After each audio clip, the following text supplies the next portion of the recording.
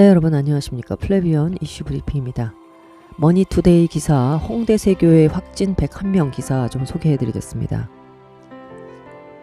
아시는 대로 합동교단에 평양로에 소속되었었던 전병훈 목사가 개척한 교회가 홍대 세교회입니다. 괄목할 만한 청년들 중심의 부흥과 성장을 이루었던 전병훈 목사가 성추행 문제로 당시 그 3.1교회를 사임하고 홍대 세교회를 개척을 했죠. 근데 지금 이 교회가 코로나 101명까지 지금 확진이 집계됐다는 그런 충격적인 소식입니다. 제가 일부만 좀 읽어드리겠습니다. 25일 서울시에 따르면 동대문구 소재 고등학교 확진자와 가족이 지난 18일에 확진이 된 이후에 그 가족이 교인으로 있는 홍대 세교회에 대한 교인 대상 검사가 실시됐다고 합니다. 24일에 총 101명 집계됐다 이런 얘기예요. 이 교회가 환기에 취약한 데다가 교인들이 밥을 같이 먹었던 것으로 조사가 됐다고 해요. 유초등, 청년부, 주예배당 등 여러 개의 방으로 구성되어 있는데 환기가 잘 되지 않고 성가대 연습 예배 후 소모임으로 간식과 식사를 섭취하면서 감염이 이제 된 것으로 그렇게 역학조사가 지금 발표가 되고 있습니다. 홍대 세교회 전병웅 목사, 애증의 이름이죠. 우리에게는 참 사랑했고 또 좋아했던 그런 아주 젊은 지도자고 리더였지만 동시에 그가 한국 교회에 남긴 내상도 만만치 않죠. 그 성추행 사건 때문에 제가 아는 지인들도 이제 그 청년 시절에 이 전병훈 목사의 설교를 들으면서 하나님을 바라보게 되고 또 어려울 때마다 힘을 불어넣어 주었던 자신의 그 어떤 멘토 같았던 목사님의 이 추락을 보면서 심각한 혼란과 고통을 느꼈던 것으로 저도 그렇게 알고 있습니다. 저는 딱히 전병훈 목사를 이렇게 막 멘토로 생각하거나 교회를 가보거나 그랬던 건 아니었기 때문에 그렇게까지 이제 애착을 갖고 있었던 것은 아니지만 오히려 전병훈 목사가 실패하고 추락하고 난 이후에 홍대 세교회를 개척을 하고 제 아는 지인이 참 많이 이렇게 마음 아파하는 거를 보면서 또 그 마음 아파하는 지인에게 주변에 몇몇 사람들이 아니 어떻게 그렇게 타락한 목사를 그리워할 수 있느냐고 이렇게 공격을 하는 거를 제가 봤거든요. 그래서 이제 전병훈 목사를 이전에는 제가 이제 그 파워 로마서 파워 크리스찬 시리즈를 사서 읽어보긴 했습니다만 그렇게 깊이 기억에 남는 게 없어요. 근데 그 이후에 이제 홍대 세교회로 나와서 개척하고 그때 제가 이제 설교 영상들을 이렇게 들으면서 좀 아까운 사람이다 이런 생각도 좀 들었거든요. 그래서 어쨌든 이제 또 전병훈 목사를 저격했던 저격수로 알려져 있는 파워 블로거가 있었어요. 3.1교회에서 이제 2억 6천 민사소송 손해배상 청구를 당했던 또 있죠. 지금 현재는 이제 어디 교계에 신문 기자 하고 있습니다만. 이 친구가 3.1교회 부목사들이 전병훈 목사에게 그 취향에 맞는 여자 교인들을 전병훈 목사 방에 넣어주었다 이런 주장을 해서 아주 심각한 명예훼손이 벌어지고 있었던 상황이었는데 그 내용을 제가 취소하라고 그거는 근거가 없으니까 그런 얘기를 하지 말아라. 그 전병훈 목사와 3.1교회 나머지 부목사들을 좀 분리해야 된다. 왜 다른 부목사들까지 전부 그렇게 근거도 없이 악인으로 매도하고 비방을 하느냐. 이렇게 해가지고 저하고 그 사람하고 둘이 이제 쌍방 고소가 또 붙었었어요. 맞고소가 붙어가지고 하여튼 그렇게 이제 제가 저기 그 용산구까지 가서 이제 경찰서 가서 고소도 하고 또 이 친구가 저를 고소한 거를 조사도 받고 근데 이 친구는 어떻게 기억을 하고 있을지 모르겠습니다만 당시에 그 저를 조사했던 경위님이 이 친구 얘기를 하면서 지금 네가 김문정 씨한테 고소당한 게 훨씬 형량이 크고 위험하다. 그러니까 그냥 어떻게 내가 얘기를 해볼 테니까 니네 둘 다 교회를 위해서 그래도 기사를 쓰고 활동하는 사람들인데 그렇게 싸워갖고 되겠냐. 내가 화해를 중재해 볼 테니까 어떻게 합의해 볼래? 이렇게 이제 제안을 한다. 그래서 좋습니다. 저는 내가 먼저 고소한 것도 아니고 그쪽에서 날 먼저 고소했기 때문에 나도 맞고소를 한 거다. 그렇게 해서 이제 둘 다 그냥 서로 합의가 돼서 어쨌든 총구를 이제 내려놓는 것으로 이제 끝났는데, 그런 기억들을 가지고 있는 그런 전병훈 목사입니다. 그래서 이제 그 이후에 오히려 제가 홍대세교회 설교를 들어보면서 왜 이런 분이 좀 겸손하고 더 높아졌을 때, 하나님께서 높여주셨을 때 자기를 더 낮추고 이렇게 준비가 되었더라면 얼마나 좋았을까.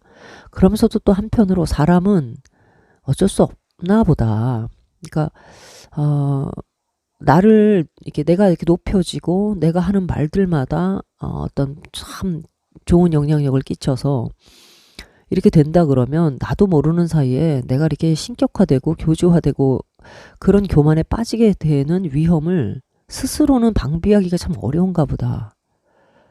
그래서 옆에서 염려하고 붙들어주는 사람들이 정말 있어야 되겠다. 그런데 그 이후에 들려오는 소식을 들어보니까 전병훈 목사가 노회의 그 어르신들, 자기보다도 어떻게 보면 목회가 이렇게 좀 다시 이렇게 세가 강하지 않고 별로 이렇게 괄목할 만한 무슨 성과를 이뤄내지 못했던 그런 어른들에 대해서는 조금 얕보는 듯한 뭐 그런 처신을 했다, 뭐 이런 얘기도 나와요. 물론 그거 뭐 주관적인 것들이기 때문에 알 수는 없죠. 근데 다만 평판이 좀 좋지는 않았다. 왜냐하면 전병훈 목사는 제가 설교를 들어봐도 굉장히 직설화법을 쓰는 사람이거든요. 아마도 이 코로나 방역에 대해서도 쓸데없이 유난 떤다 뭐 이렇게 얘기했을 법한 사람이에요. 성품이 좀 그렇습니다. 그게 뭐 장점이기도 하고 또 단점이기도 하죠. 사실은 너무 이렇게 도무지 뭐랄까요, 매사를 이렇게 길들여진 가축처럼 온순하게 그냥 아무하고도 척을 안 지고 아무하고도 적을 안 만들려고 그냥 살금살금 뭐 살얼음을 걷는 것 같은 성품의 사람들도 있죠. 뭐 말 한마디 하면 아유 그래요, 아이고 미안합니다 뭐 막. 근데 이제 그런 사람은 아니라는 거예요. 어쨌든 전병훈 목사는 좀 그렇게 터프하면서 또 지적으로도 상당히 날카롭고 예리한 사람이고, 또 설교를 이렇게 들어보면 정말 그 뭐랄까요, 군더더기가 없어요.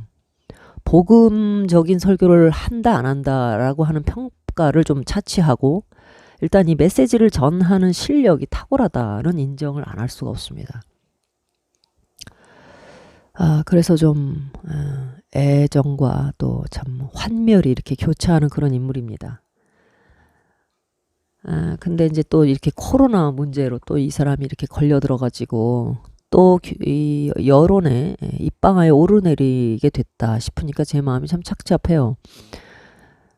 죄를 지었죠.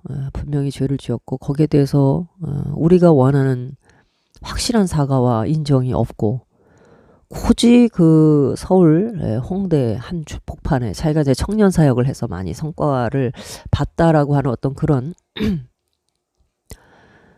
그래서 그 홍대 세교회를 만들어가지고 3.1교회만큼 부흥을 한번 시켜보겠다 뭐 이런 생각이었는지 지금 이렇게 이제 목회를 하고 있는데 왜 하필 또 이 코로나 사태에 이렇게 전병욱 목사의 이름이 오르내려야 하는지.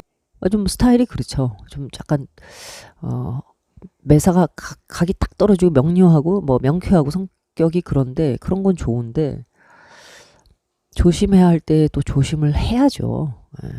를 어느 정도는 이 정부가 지금 민노총 집회라든가 이런 자기들 친여 성향의 그런 단체들에 대해서는 눈 감아주면서 교회나 그 다음에 이제 그 야권의 이런 여러 집회 같은 것들만 공격해서 이 타깃으로 삼아가지고 아주 그 사회에 혐오감을 일으키는 그런 사람들로 지금 차별화하고 있잖아요.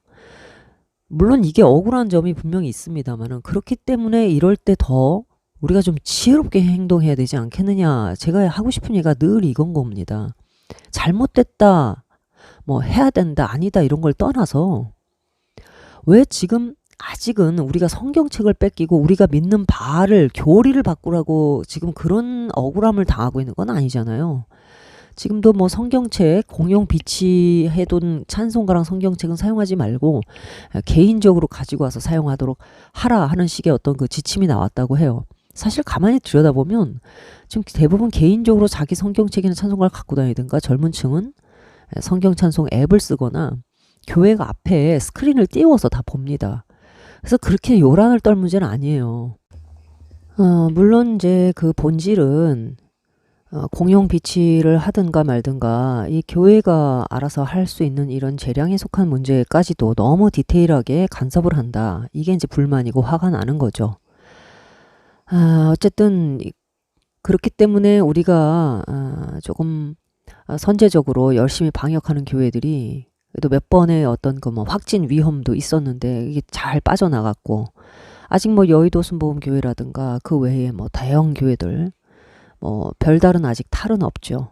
오히려 조금 이렇게 작은 교회들에서 방역이 좀 느슨해진 틈을 타서 이런 문제들이 자꾸 벌어지고, 저는 교회가 이제 이런 사회면에 자꾸 오르내리는 것은 정말 우리가 하지 말아야 되겠다. 너무 뭐 세상에 눈치 보는 거 아니냐 이렇게 얘기를 하는데 그렇지 않습니다. 복음을 증거하는 데 가장 중요한 수단이 될 일이 있다면 우리가 어떻게든 그거를 잘 방어하고 지켜내는 것이야말로 하나님의 이름을 위해서 또 교회의 명예를 위해서 중요하다 이렇게 보는 거죠. 이제 전병훈 목사 문제에 대해서 그래서 이제 이런 생각이 들어요.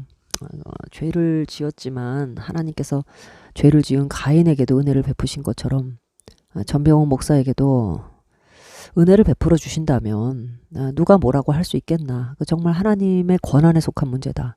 우리가 때로는 성에 차지 않고 교회가 제대로 권징을 하지 않아서 세상에 뭔가 이렇게 교회가 자정 능력을 완전히 잃은 것처럼 보인다라는 불평도 하고, 뭐 저도 그런 것 때문에 막 참 속이 터질 때가 뭐 한두 번이 아닙니다만, 그러면서도 또 이 동전의 앞뒷면처럼 생각해 보면 교회는 또 그런 죄인들의 도피처이기도 한 거예요.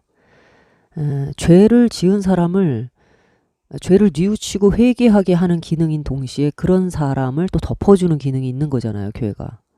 물론 저는 지금 정말 이분들이 회개를 했는지 안 했는지까지도 모르겠고, 사람이 사실 그 내면에 진짜 회개가 됐는지 안 됐는지를 어떻게 판별할 수 있겠습니까? 열매를 통해서만 알 수가 있는 문제다 보니까 또 시간이 필요하죠. 또 우리는 하나님처럼 전지하고 전능한 눈을 갖고 있지 못하기 때문에 알 수가 없습니다만, 교회가 그런저런 욕을 먹어가면서도 또 이런 분들을 뒤로 빼돌려준다. 어떻게든 뭐 먹고 살아라 하고 뒤로 빼돌려준다. 제가 얘기하면서도 참 답답합니다만, 숨통을 아예 끊어놓지 않고 돌파구가 돼서도 열어주겠다고 한다 그러면은 그건 뭐 어떡하겠나. 왜냐면 가인, 뭐 전병훈 목사가 뭐 가인만큼의 죄를 지었는지 안 지었는지까지는 모르겠습니다. 그건 뭐 내겐 비유인데, 가인과 같은 인류의 첫 살인자, 자기 동생을 살해한 자, 그리고 네 동생이 어딨냐, 내가 뭐 아우를 지키는 자입니까? 이렇게 나오는 사람에게도 땅이 너를 토해내고 너는 유리 방황하게 될 것이다 라고 하는 무거운 형벌을 내리자, 내가 죄의 벌이 너무 중해서 내가 살 수가 없다고 울부짖는 가인에게 너를 해하는 자에게는 내가 벌을 7배를 내리겠다고 하면서 그 가인을 지켜주는 표를 주셨다 그랬거든요. 이런 하나님을 도대체 우리가 어떻게 우리가 생각하는 공의, 우리가 생각하는 정의의 기준에 맞추었을 때 이해가 됩니까? 이해가 안 돼요. 그냥 가인도 죽여야 마땅한 거죠. 하나님의 법에 의하면 남의 목숨을 뺏은 자는 그 자신의 목숨으로 대신하라. 이게 율법이잖아요. 이에는 이, 눈에는 눈인데, 하나님의 성품이 그러하시고 공의가 그러하시다면 가인의 목숨도 사실은 뺏어야 하지 않겠습니까? 그런데 오히려 그를 보호해 주시는 표를 주셨단 말이에요. 이렇게 참 알 수 없는. 그래서 교회가 때로는 이렇게 죄를 지은 목사들, 우리가 봤을 때는 아주 그냥 정말 그냥 갈아 마셔도 시원치 않다고 생각되는 그런 목사들에게도 뭔가 살 길을 열어주고 기회를 주는 그런 뭔가 느슨한 그런 부분들이 어쩌면 그게 은혜인가? 참 알 수 없다. 뭐 이런 생각이 들 때가 있거든요. 모쪼록 전병훈 목사님은 더 이상 이런 사회면에 이름이 오르내리지 않도록 더 근신하면서 절제하시면서 남은 목회에 충실하게 좀 해나가셨으면 하는 그런 바람입니다. 네, 여기까지 하겠습니다.